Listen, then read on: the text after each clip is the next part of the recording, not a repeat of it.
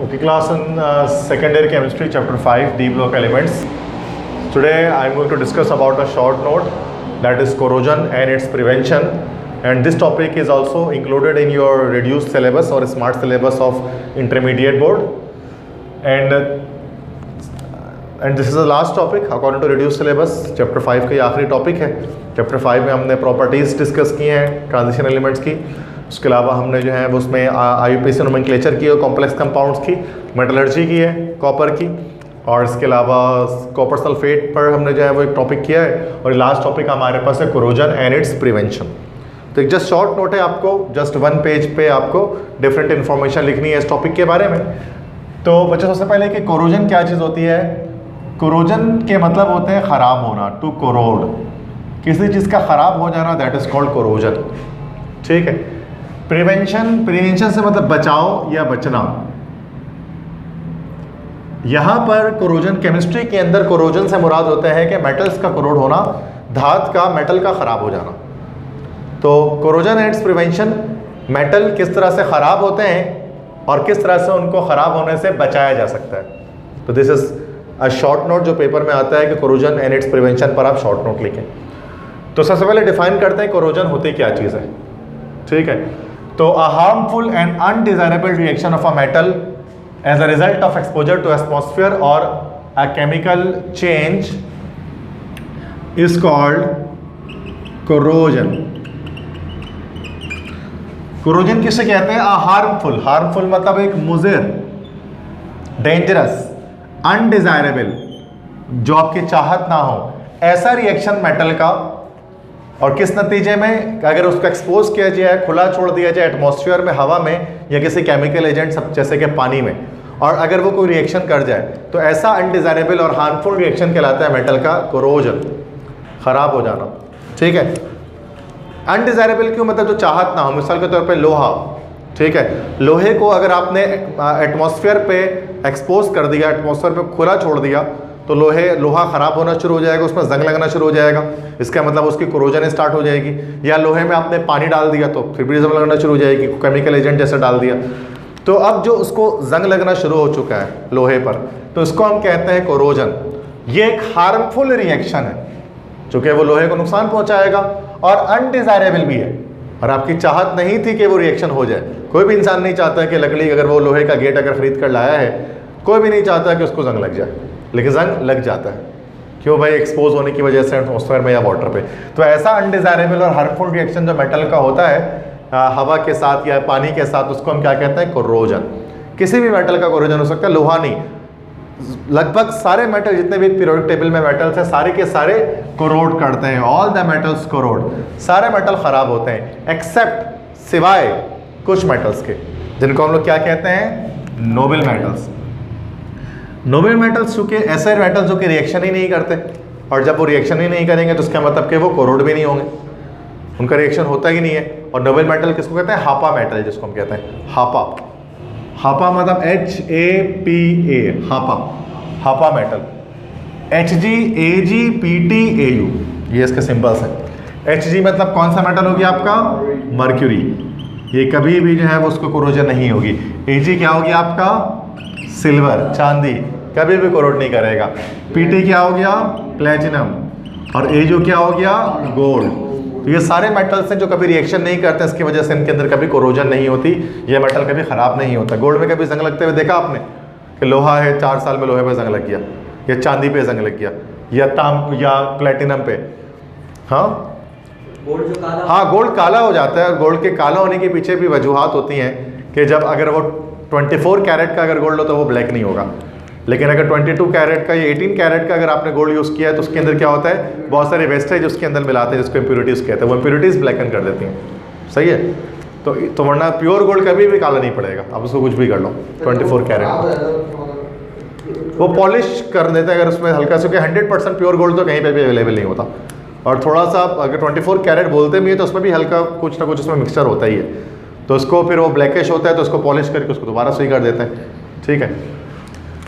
तो वरना जिस तरह जंग लगता है ना लोहे में, वैसा जंग कभी भी जो है वो गोल्ड के अंदर नहीं लग सकता, ना ही सिल्वर में, ना ही प्लेटिनम में, ना ही मरकरी में। काला पड़ सकता है, उसके पीछे वजह मैंने बता दी क्या वजह, इम्प्योरिटीज़ है उसके पीछे वजह, रिएक्शन हो जाता है डिफरेंट तरह का, ठीक है। वो सल्फर हो ना, वो सल्फर के साथ वो हाइड्रोजन का रिएक्शन हो जाता है, H2S बन जाता है, वो PbS बन जाता है, लेड सल्फाइड, ठीक है। तो असल में नॉर्मली होता क्या है कि गोल्ड के अंदर जो वेस्टेज मिलाते हैं ना, उसके अंदर लेड भी मिलाया जाता है, Pb, लेड उसके वेस्टेज में होता है, Pb। और जब कभी हवा में उसको छोड़ा जाता है तो हवा में H2S एक गैस है, H2S, ठीक है। तो जब H2S से रिएक्शन हो जाता है तो क्या होता है कि ये PbS बन जाता है, लेड सल्फाइड। और PbS किसके ब्लैक प्रेसिपिटेट्स होता है। यही ब्लैक प्रेसिपिटेट क्या होती है कि वो जमा होना शुरू हो जाती है लोहे पे, ब्लैक कलर का जमना शुरू हो जाता है, ब्लैकन होना शुरू हो जाता है। सेम, यस बिल्कुल। तो सिरके में डालकर धो दें, क्यों? क्योंकि PbS जब वो CH3COOH से रिएक्शन करेगा एसिटिक एसिड के साथ तो ये रिएक्शन हो जाएगा -+, ठीक है। तो होगा क्या कि ये H2S बन के अलग हो जाएगा और ये लेड एसीटेट बन जाएगा, लेड एसीटेट बनकर सेपरेट आउट हो जाएगा, वाइट PPT। तो ये सिरके में सिरका यही होता है ना, तो सिरके डालने से PbS के रिएक्शन हो जाता है। ये चीज़ सिर्फ गोल्ड के साथ नहीं होती, ये चीज़ पेंटिंग के साथ भी होती है, या ऑयल पेंट होता है वो भी काला पड़ जाता है। ये जो आपका डिस्टेम्पर होता है वो ब्लैकिश हो जाता है, क्यों? चूँकि उसमें भी लेड होता है, लेड पे जितने भी पिगमेंट्स होते हैं चैप्टर 4 में पढ़ेंगे कि वो भी ब्लैकिश हो जाते हैं H2S के, ठीक है। हाँ, तो एसिटिक एसिड से बेनिफिट होता है कि इसकी मदद से आप उसको PbS को डिजोल्व करके बाहर निकाल सकते हैं, ठीक है। अच्छा, नेक्स्ट इसमें बात करते हैं फिर कि हर मेटल को कोरोड करते हैं सिवाय नोबल मेटल्स को। नोबल मेटल मतलब हापा metal, Hg, Ag, Pt, Au, ठीक है। ये तो क्लियर है, यहाँ तक समझ में आ गई बात सारी। Next examples of corrosion. अब देखते हैं कि अलग अलग मेटल्स किस तरह से कोरोड होते हैं। तो सबसे पहले यहाँ पर आयरन है, ठीक है, Fe को कोरोड करना। तो आयरन की जब ऑक्सीजन से रिएक्शन होगा, आयरन का जब ऑक्सीजन से रिएक्शन होगा, चूंकि जो आपको पता है एटमॉस्फेयर के अंदर दो गैसेज हैं, नाइट्रोजन भी है और ऑक्सीजन भी है। 78% नाइट्रोजन है और 21% है ऑक्सीजन, 21% ऑक्सीजन है। बट रिएक्टिव कौन सी गैस है दोनों में से? Nitrogen oxygen. ऑक्सीजन ज़्यादा रिएक्टिव है, नाइट्रोजन रिएक्टिव क्यों नहीं है? सर क्योंकि वो स्टेबल होता है, उसका इलेक्ट्रॉनिक कन्फिग्रेशन स्टेबल होता है। स्टेबल कन्फिग्रेशन की वजह से वो रिएक्शन नहीं करती, इसलिए नाइट्रोजन ना तो जलने में मदद देती है आपको, ना तो जंग लगने देती है, कुछ भी। नाइट्रोजन एक लेस रिएक्टिव गैस है, वो रिएक्शन कुछ भी नहीं करती। हाँ, यही नाइट्रोजन लेकिन ऑक्सीजन गैस में इस वजह से कि oxygen gas 100% pure toxic poisonous होती है, तो वो क्या करती है, डाइल्यूट करती है ताकि आप उसको रिस्पायर कर सको, ठीक है। तो जब भी कभी कोरोजन होती है, एटमॉस्फेयर के साथ रिएक्शन किसी भी चीज़ का हो रहा है तो मतलब ऑक्सीजन का हो रहा है। नाइट्रोजन भी अगर उसके अंदर है बट वो रिएक्शन नहीं करता, बिकॉज वो स्टेबल मॉलिक्यूल है, स्टेबिलिटी की वजह से वो रिएक्शन में टेक पार्ट नहीं लेता। तो आयरन है Fe, आयरन का ऑक्सीजन से रिएक्शन हुआ बनेगा Fe2O3, फेरिक ऑक्साइड। यही फेरिक ऑक्साइड है, इसको हम रस्ट भी बोलते हैं। रस्ट मतलब उर्दू में बोलते हैं जंग। ये ब्राउन कलर का एक सब्सटेंस होता है जो लोहे के ऊपर जमना शुरू हो जाता है, ब्राउन फ्लेकी सरफेस एक्वायर कर लेता है आयरन, ठीक है। यही Fe और यही कहलाता है रस्टिंग, क्योंकि रस्ट लग रहा है इसलिए इस प्रोसेस को कहते हैं रस्टिंग। तो याद रखिएगा आप लोग कि हर मेटल में रस्टिंग नहीं होती। रस्टिंग एक ऐसा वर्ड जो खास है किसके लिए? आयरन के लिए। अगर आयरन में कोरोजन हो रही है ना तो उसको एक स्पेशल वर्ड कहते हैं रस्टिंग, रस्टिंग हो रही है। लेकिन बाकी मेटल क्या कर रहा है? बस कोरोड हो रहा है, कोरोजन हो रही है। आयरन के अंदर कोरोजन होती है फिर रस्टिंग हो रही है, क्योंकि उसके अंदर रस्ट बनता है। रस्ट क्या कंपाउंड है? फेरिक ऑक्साइड Fe2O3, जो ब्राउन कंपाउंड आपने देखा होगा लोहे के ऊपर लगता है, ठीक है। अच्छा, कॉपर भी कोरोड करता है।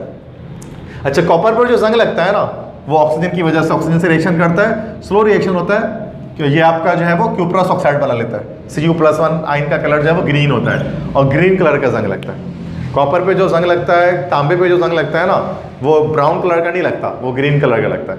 अगर आपने कभी देखा हो ना तार वगैरह पे, कभी तार वगैरह पुराने तार को निकाल के उसको छिलो ना तो ग्रीन ग्रीन पाउडर उसके ऊपर जमा होता है। कॉप का, तांबे की बहुत सारी चीज़ें ऐसी होती है ना, कॉपर की वायर कह लो, वो ग्रीन कलर का उसके ऊपर हल्का लाइट ग्रीन कलर का चिपका हुआ होता है कुछ ना कुछ। हम लोग बोलते हैं कार्बन चिपका हुआ है कि कार्बन लग गया है, साफ कर दो। तो वो कार्बन नहीं होता असल में, वो जो है ना वो कॉपर रिएक्शन कर चुका था ऑक्सीजन से और वो बन जाता है क्यूप्रस ऑक्साइड जो ग्रीन कलर का होता है। तब वो असल में कॉपर भी कोरोड होता है बट बहुत स्लो। वो 5-6 साल तक अगर आप रखे रहो तार को तब जाकर उसको लगना शुरू होगा, वरना नॉर्मली और जंग भी सरफेस से सिर्फ लगेगा, पूरा कॉपर को वो नहीं खाएगा, ठीक है। तो जंग लेकिन लगता है इसमें भी, मतलब जंग करे सॉरी कोरोड होता है ये भी, ठीक है। इसलिए जिंक के अंदर भी कोरोजन होती है। जिंक जब कोरोड होता है जिंक ऑक्साइड बनाता है और जिंक के कंपाउंड्स आप जानते हैं वाइट कलर के होता है। मैंने आपको बताया था जिंक जो है वो सूडो ट्रांजिशन एलिमेंट है, कलर्ड कंपाउंड की फॉर्मेशन नहीं करता। वो डी पर 10 इलेक्ट्रॉन पूरे होते हैं, क्रिस्टोफर थ्योरी के अकॉर्डिंग T2G से Ag ट्रांजिशन इसके अंदर नहीं होती। तो जिंक के कंपाउंड सारे वाइट कलर के कंपाउंड होते हैं। और ये जिंक की डिपॉजिट आप कहाँ देख सकते हैं? बैटरी सेल्स जो होते हैं, तोशिबा सेल वगैरह, उसकी जैकेट बनी होती है ना जिंक से, जो जैकेट होती है तोशिबा सेल वगैरह की, पेंसिल सेल्स की, वो जिंक की बनी होती है। आप उसको कभी खुला छोड़ दो ऐसे ही काफ़ी दिनों तक तो क्या होता है, उसके ऊपर वाइट वाइट पाउडर जमा होना शुरू हो जाता है, थोड़ा मोटा सा हो जाता है, वाइट वाइट पाउडर आ जाता है, कभी देखा है? तो वाइट पाउडर जो उसके ऊपर जमा होता है वो क्या है, जिंक ऑक्साइड है। कभी ऐसे ही कभी रखो वो थोड़ा सा फूला फूला सा हो जाएगा, वो लगता है फिर वो काम भी नहीं करता है वाइट वाइट पाउडर। वो होता है क्या है, जिंक के ऊपर जो है रस्टिंग हो जाती है, जिंक ऑक्साइड बन जाता है। समझ गए?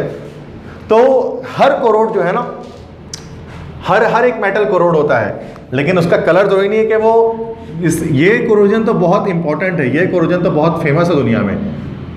तो एक नॉर्मल स्टूडेंट जो है वो इसी को मान रहा होता है कोरोजन, लेकिन कोरोजन बाकी मेटल्स भी करते हैं। कॉपर भी कोरोड करता है, जिंक भी कोरोड करता है। समझ में आ गई बात? मैंने आपको डिल लाइफ एग्जांपल से ही बता दी। आपको कहाँ का देख सकते हैं, पुराने तार निकालो, उसको छीलो, अंदर लास्ट में ग्रीन कलर का पाउडर मिलेगा आपको। पुराना सेल निकाल के देखो, खोलो उसको, व्हाइट कलर का पाउडर जमा होगा उसके ऊपर। तो वो सब क्या है, कोरोजन है। कोरोजन कैसे हो रहा है? ऑक्सीजन से रिएक्शन करने की वजह से वो रिएक्शन कर जा रहा है और मेटल जो है वो सारा ज़ाया हो जा रहा है। अब टाइप्स ऑफ कोरोजन, कोरोजन के टाइप्स की बात करते हैं। तो कोरोजन कितने टाइप्स के हो? तो दो तरह के होते हैं, एटमॉस्फेरिक कोरोजन और लिक्विड कोरोजन। एटमॉस्फेरिक कोरोजन मतलब क्या कि जब आप एयर में, हवा में रख दो, हवा में भी अगर जंग लग जाए लोहे को तो एटमॉस्फेरिक कोरोजन है। और लिक्विड मतलब पानी में जब रख दो तो जंग लग जाए तो फिर लिक्विड कोरोजन। और तेजी में जंग कब लगेगा, हवा में या पानी में? पानी में जंग, चूंकि पानी में ज़्यादा क्वांटिटी होती है ऑक्सीजन की बनिस्बत हवा की, तो पानी में फास्टर कोरोजन होती है, जबकि एटमॉस्फेरिक कोरोजन जो है वो स्लो रेट में होती है। क्लियर बात है, सिंपल सी बात है। Next, rate of corrosion. Rate मतलब स्पीड ऑफ कोरोजन। जरूरी नहीं कि हर मेटल एक ही स्पीड से कोरोड करे, कुछ मेटल्स फास्टर कोरोड करते हैं, कुछ मेटल स्लोली कोरोड करते हैं। अब सबसे फास्टर इमीडिएटली मतलब फौरन से कौन से मेटल कोरोड करते हैं भाई? Alkali metals, lithium, sodium, potassium. ये इसकी कोरोजन रेट इतनी फास्ट है कि मतलब 5 से 10 मिनट में कोरोजन हो जाती है इनमें। मतलब सोडियम मेटल है ना, कभी आप सोडियम मेटल को उठा कर रखो कहीं पर, आपने कभी देखो वो फौरन से ऑक्सीजन से रिएक्शन करके फट जाएगा धमाके से। सोडियम मेटल बहुत फास्ट रिएक्शन करता है ना, पानी में डाल दो 1 सेकंड के अंदर कोरोड हो जाएगा वो, मतलब फौरन से वो रिएक्शन कर जाएगा और ज़ाया हो जाएगा मेटल रिएक्शन करके ऑक्सीजन के साथ। तो सब अल्कली मेटल्स चूँकि हाईली रिएक्टिव होते हैं इसलिए फौरन से कोरोड हो जाते हैं, सेकंडों में ख़त्म। अल्कलीन अर्थ मेटल जैसे कैल्शियम वगैरह, कैल्शियम, मैग्नीशियम, क्विकली बहुत तेज़ी के साथ नहीं करते, तेज़ी में कर लेते लेकिन बहुत फ़ौरन से नहीं करते। कैल्शियम भी कोरोड करेगा, मैग्नीशियम भी कोरोड करेगा। जैसे मैग्नीशियम वायर क्लास 9 में आपने देखा होगा, वो लैब में पड़ा रहता है। मैग्नीशियम वायर जो जलाते हैं तो बहुत तेज़ रोशनी के साथ वो जलती है, ठीक है, तो वो इतने तेज़ी के साथ कोरोड नहीं करता। आयरन की कोरोजन कैसी है? स्लोली, आहिस्ते आहिस्ते धीरे धीरे कोरोड करता है। और टिन, लेड, कॉपर, इसकी कोरोजन कैसी होती है? Very slowly. लोहे के चादर और तांबे की तार, दोनों में से जल्दी कौन सा कोरोड कर देगा? लोहे की चादर। तांबे का तार भी करेगा बट बहुत स्लोली कोरोड करेगा, वेरी स्लोली। तो मतलब डिफरेंट मेटल्स डिफरेंट रेट के साथ कोरोड करते हैं, लेकिन करते ज़रूर हैं। कोरोजन सब में होती है, कोई इमीडिएटली, कोई क्विकली, कोई स्लोली, कोई वेरी स्लोली। समझ में आ गई बात? जो फास्टर रिएक्ट करने वाले मेटल्स हैं वो फास्टर कोरोड करेंगे, और जो मेटल्स रिएक्शन में स्लो हैं वो स्लो कोरोड करेंगे। जब तक सारी बात क्लियर है? नेक्स्ट आगे हम आते हैं मेथड्स ऑफ प्रिवेंटिंग कोरोजन, कि किस तरह से मेटल्स को जंग लगने से बचाया जा सकता है। ठीक है, कि कैसे मेटल्स को आप कोरोड होने से, ख़राब होने से बचा सकते हैं। तो there are 4 methods to prevent corrosion. The first method is protective metallic coating. को मेटल का कूट कर दो, प्रोटेक्टिव मेटल का कूट कर दो, या किसी अच्छे मेटल का कूट कर दो, किसके ऊपर भाई? लोहे के ऊपर। जैसे जिंक ओवर आयरन, लोहे के ऊपर क्या कर सकते हैं? जिंक मेटल को कोट कर सकते हैं, कोटिंग कर सकते हैं। और फिर जो आयरन ये कहलाएगा, फिर ये आयरन कहलाएगा गैल्वेनाइज्ड आयरन। गैल्वेनाइज्ड आयरन किससे कहते हैं? कि जब आयरन के ऊपर जिंक की कोटिंग कर दी जाती है। आपने ऐसे गैल्वेनाइज्ड आयरन आपने देखे होंगे, जो चादरें होती हैं छत पे लगाने वाली, वो गैल्वेनाइज्ड होती है, सिल्वर कलर होता है उसके ऊपर, वो होता लोहा है लेकिन उसके ऊपर जिंक की जो है ना कोटिंग कर दी जाती है, तो उसको हम गैल्वेनाइजेशन प्रोसेस होता है, उसको हम गैल्वेनाइज्ड आयरन कहते हैं। तो टीन की चादरें इसलिए जल्दी जंग नहीं लगता उनमें बारिश वगैरह से, ठीक है। तो वो पूरा स्टील नहीं होता, वो होता लोहा ही है, लेकिन उसके ऊपर जिंक की कोटिंग कर दी जाती है। चादर, वो चौखटें वगैरह भी होती है ना नॉर्मली, उसमें भी गैल्वेनाइज कर रहे होते हैं उसको, चौखटें लगी हुई होती है ना उस पर, तो उस पर भी जो सिल्वर कलर आ रहा होता है तो वो जिंक की कोटिंग की वजह से आ रहा होता है, ठीक है। इस तरह से TSN मतलब टिन प्लेटिंग की जा सकती है। वो टीन की चादरें भी होती हैं, टिन की कोटिंग की जाती है। जैसे टिन के कनस्तर होते हैं, तेल के कनस्तर होते हैं लोहे के ऊपर, उसमें टिन की प्लेटिंग कर दी जाती है, ठीक है।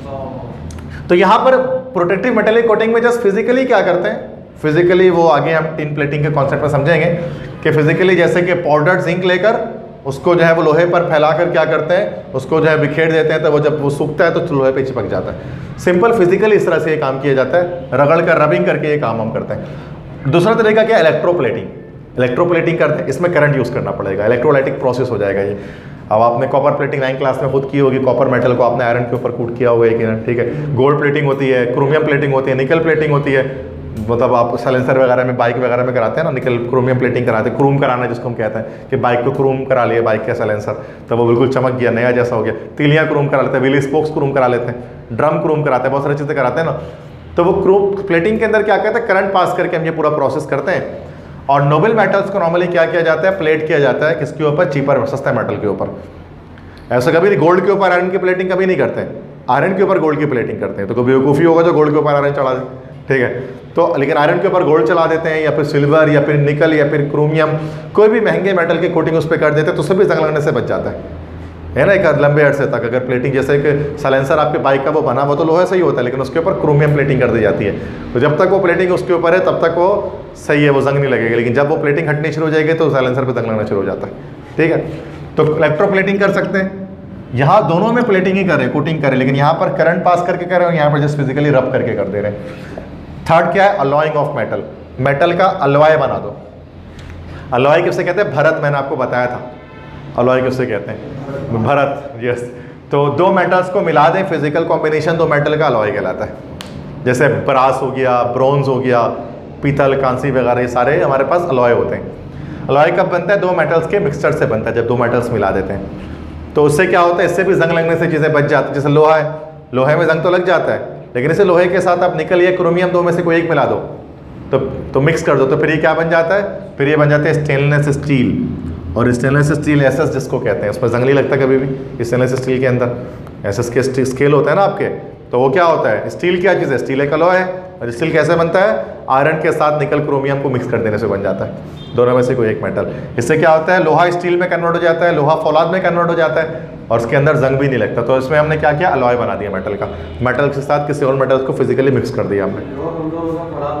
यस, बहुत मजबूत होता है, लोहा कमज़ोर है, फौलाद मजबूत है। मतलब लोहा को इंग्लिश कहते हैं, मतलब इंग्लिश में आप आयरन कहेंगे, और फौलाद को आप स्टील बोलेंगे, ठीक है। स्टील बहुत मजबूत होता है, मजबूत भी होगा, डेकोरेटिव भी होगा, दिखने में भी अच्छा लगेगा, जंग भी नहीं लगेगा, सब कुछ है ना। आयरन की बात करो, दिखने में बदनुमा लगता है, ठीक है। लोहे का कलर वैसा नहीं होता ना, एसएस का कलर बड़ा चमकदार होता है, शाइनिंग होता। समझ गए, अलॉइंग ऑफ मेटल। लास्ट क्या है, coating with non metallic material. अभी हमने फर्स्ट में क्या पढ़ा था कि मेटेलिक कोटिंग कर दो, किसी नॉन मेटेलिक कोटिंग भी हम कर सकते हैं, जो मेटल ना उसकी कोटिंग कर दो लोहे के ऊपर, नॉर्मली जो हम कर रहे होते हैं।